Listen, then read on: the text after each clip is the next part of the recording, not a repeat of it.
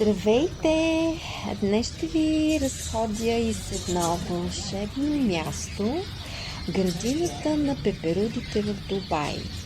В момента чувате невероятната песен на тези прелесни пъстри птички, които допълват прекрасната обстановка тук. Butterfly Garden Дубай е красива градина с кръгла форма, украсена с разнообразни цветя.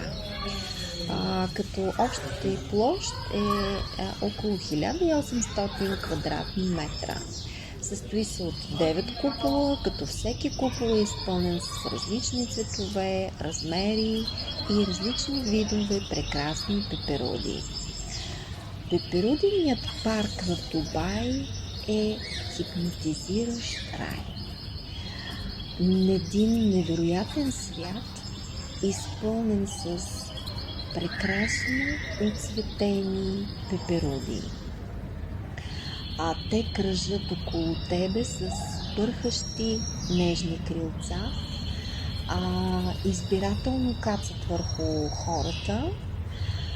За мен беше интересно да наблюдавам как пеперудите избират хората, върху които кацат, и невероятно явление е, че те предпочитаха дечицата.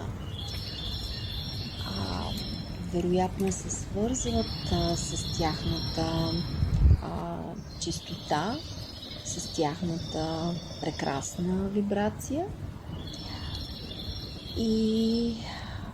Но самото явление е интересен феномен. Градината на пеперудите е дом на над 15 000, което я прави една от най-големите покрити градини с пеперуди в света. И куполите са с контролиран климат, като те са проектирани да пресъздадат естественото местообитание на тези прекрасни създания, като им осигуряват една безопасна и удобна среда за процъфтяване. Влизайки в тази прекрасна флора и фауна, с тези хиляди брилянтно оцветени насекоми, които летят около вас, сякаш влизате в една приказка, един магически оазис. И това е изживяване, което ви поразява, и повярвайте ми, копнете да го посетите отново и отново. И така в сърцето на оживения градски пейзаж на Дубай изведнъж имаме една градина, един спокоен рай, на който имаме възможността да се насладим.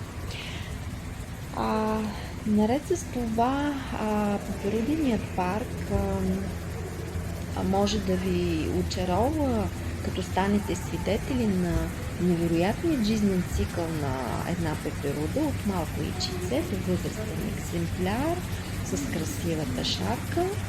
И ако имате късмета, може дори да видите как пеперудата излиза от какавидата си. Това е наистина необикновена гледка. Пожелавам ви да посетите това прекрасно място, защото то ви пренася в приказките.